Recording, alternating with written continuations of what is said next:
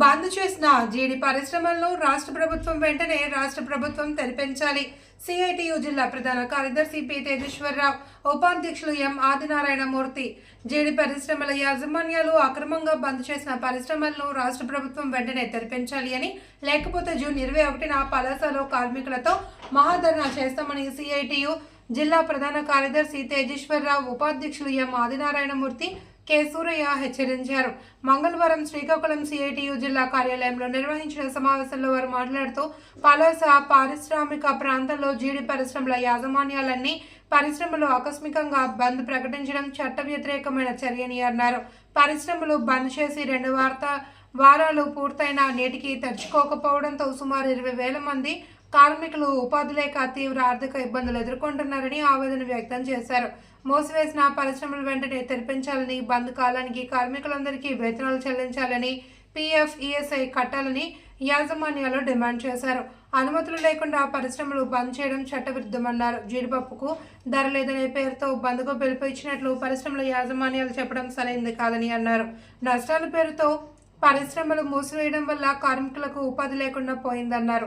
జీడి రైతుల నుంచి తక్కువ రేటుకు పిక్కలు కొని అటు రైతులను ఇటు కార్మికులను నష్టం చేస్తున్నారని విమర్శించారు. వెంటనే జీడి పరిశ్రమ తెరిచి కార్మికులకు ఉపాధి కల్పించాలని, మూసివేసిన కాలానికి కార్మికులకు వేతనాలు చెల్లించే విధంగా. శ్రీకాకుళం జిల్లా పలాస పారిశ్రామిక ప్రాంతంలో ఉండే జీడి పరిశ్రమల యాజమాన్యాలు జీడికి డిమాండ్ లేదన్న పేరుతో పరిశ్రమలు 2 వారాల పాటు బంద్ చేస్తున్నామని చెప్పి జూన్ 2వ తేదీన ప్రకటించారు. 2 వారాలు పూర్తయినప్పుడు కూడా ఈరోజు కూడా జీడి పరిశ్రమల యాజమాన్యాలు పరిశ్రమలు తెరవకపోవడంతో పరిశ్రమల్లో పనిచేస్తున్న కార్మికులు సుమారు 20,000 మంది కార్మికులు ఉపాధి లేక ఆకలితో అలమటిస్తున్న నేపథ్యం ఉంది. ఎటువంటి నోటీసులు ఇవ్వకుండా ఇలా ఏకపక్షంగా యాజమాన్యాలు ప్రకటిస్తున్నటువంటి బంద్ సందర్భంగా కార్మికులు పూర్తిస్థాయిలో వేతనాలు చెల్లించే విధంగా, అలాగే అక్రమంగా బంద్ ప్రకటించిన యాజమాన్యాల మీద జిల్లా యంత్రాంగం వెంటనే చర్యలు తీసుకోవాలి. కార్మిక శాఖ అధికారులు కూడా మూసివేసిన కాలానికి కార్మికులందరికీ కూడా వేతనాలు చెల్లించే విధంగా చర్యలు తీసుకోవాలని చెప్పి డిమాండ్ చేస్తున్నాం. అలాగే ఈ 2 వారాల కాలానికి కూడా కార్మికులందరికీ కూడాను పిఎఫ్, ఈఎస్ఐ కూడా అమలు చేయాలి.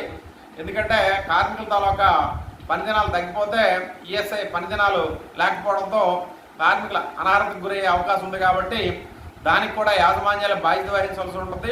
ఈరోజు జీడి పరిశ్రమల్లో పనిచేస్తున్న కార్మికులకు సంబంధించి అది తక్కువ వేతనాలతో ఇబ్బందులు పడుతున్న నేపథ్యంలో ఈ రకంగా సంవత్సరంలో 2-3 దఫాలు ఈ రకంగానే పరిశ్రమల యాజమాన్యాలు ఉద్దేశపూర్వకంగానే డిమాండ్ లేదన్న పేరుతో ఎప్పటికప్పుడు ఈ రకంగా పరిశ్రమల బంద్ ప్రకటించడం వల్ల కార్మికుల తాలూకా జీవనం కష్టంగా మారుతుంది.